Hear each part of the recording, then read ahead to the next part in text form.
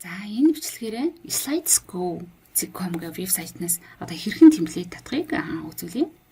За тэгэхээр энэ сайт маань болохоор маш олон одоо темплейтний сонголттой. Тэгээд өмнөгөө ингээд татчих авах боломжтой. За одоо энэ нарда free Google Slides мөн PowerPoint-ийн темплейтүүдийг татчих авах боломжтой гэж тийм ээ. За тэгээд эндээс мөн бас нөгөө тухайн темплейт чинь бас юм өнгөний сонголттойгоор татчих авах. Одоо жишээлбэл энийг ингээд сонголоо гэхээр энэ дээр цэнхэр өнгөтэйг сонгоно гэдэг юм цэнхэр юм дэвсгэл цэнхэр бичгтэйгээр сонгодог. Тэгээд эндээсээ бас нөгөө стайлаа сонгож болдог. За одоо бүгдээ боловсролын юуг нь татъя. За education гэж орж байгаа. Энэ болохоор боловсролтой холбоотой юм темплейтүүд бол энд байж байна. За тэгээд энэ дээрээс эсвэл энэ хэсэгт нь болохоор одоо өөрийнхөө түлхүүр үгээр ингээ хайлт гэж болно. За энэ дээр нь school гэж сургууль гэдэгтэй холбоотой темплейтүүдийг бол ингээд татаад авчихна. За одоо тэгээд бүгдээ юу вэ? Эндээс education гэж орж байгаа.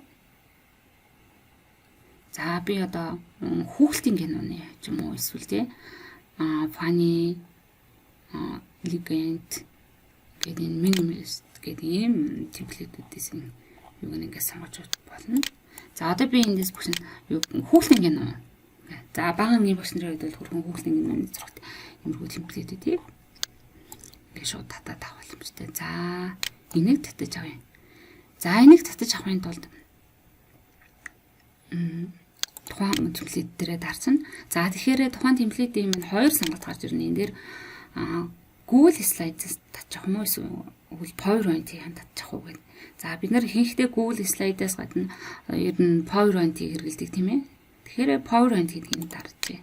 За тэгэхээр энд юу гарч ирж байна? Харуулга. За та одоо ингэж бүртгүүлэх юм бол сар болгоод ингээ 10 темплейт энэ вебсайтнаас өнгөө татаж авч болно.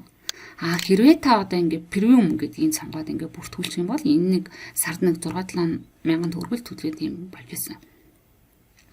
Аахан бол сард хязгааргүй энэ темплейт татж болно гэж. За бидний хувьд сард бол 10 темплейт татвал бол хангалттай тийм ээ. Гэхдээ тэр нь сар болгоно шүү дээ. За одоо бүгдөө бүртгүүлээ. Sign in гэдэг дээр Google Gmail хаягаараа бүртгүүлж болно. Эсвэл Facebook-оор бүртгүүлж. За багш нь Facebook-оор бүртгүүлж. За ингээ бүртгүүлээд ороод ирлээ. За энэ төлбөрийн мэдээлэл нь харъя. Ийм бахна тий. Ингээд хоёрыг бүртгүүлчих юм бол сард 10-ыг татна. Бүртгүүлэхгүйгээр ингээд татах юм бол 2-ыг татна. Премиум гэдэг төлбөрөө төлчих юм бол ерөөсө бүх минь хязгааргүйгээр ингээд татах боломжтой гэж гарч ирж байна.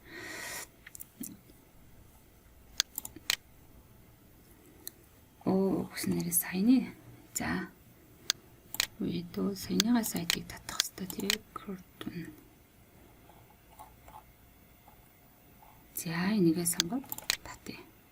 За одоо бид нэр бүртгүүлсэн болохоор шууд одоо татчих болно. PowerPoint гэдэг дээрээ дараал. За энэ татагдж байгаа нь харагдаж байна тийм ээ. За тэгээд тасч дуусангуудаа шууд ингээл нэгтчихдээ. За ингээд за одоо тэгэхээр эндээс нөгөө бас төрлөө сонгож болох нь тий. Одоо чинь бизнесийн чиглэлийн темплейт хэрэгтэй гэх юм бол бизнес гэдэг дээр тий. Одоо бид нар ажил төрлөө тайлбарлах чаалж маа тэр тохиолдолд бол бизнесийн юм боё темплейтүүд эндээс татаад авчиж болно.